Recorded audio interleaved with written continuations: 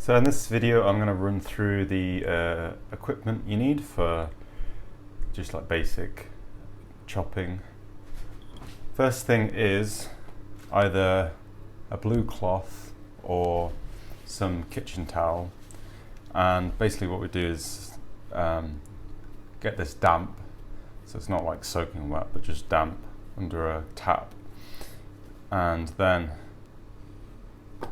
lay it out flat and we put the chopping board on that.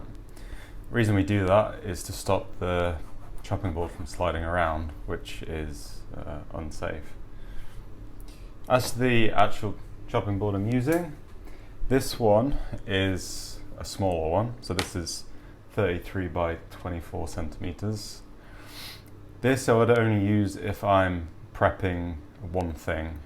So say if I want to snack on some tomatoes but I wanted to chop them up, then I would just quickly do it on this board.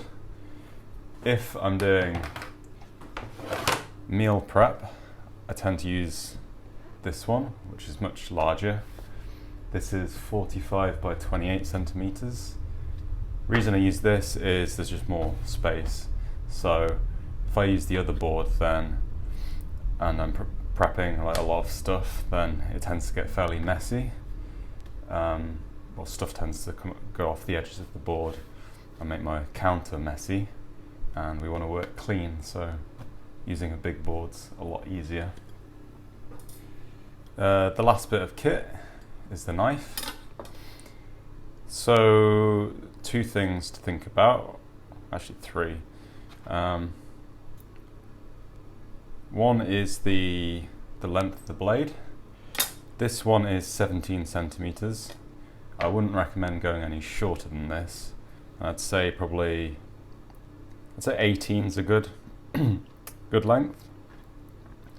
And the other thing is the size of this gap here.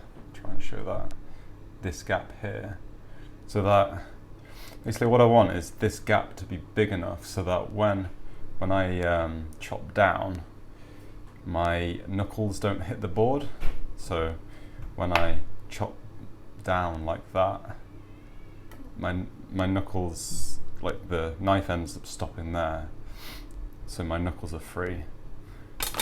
I'll show an example of a knife which doesn't do that. So for example, this one, this is actually a filleting knife or boning knife, but with this one, because there's no like lip here, when I go down, my knuckles end up on the board and I can't chop all the way to the end of the blade.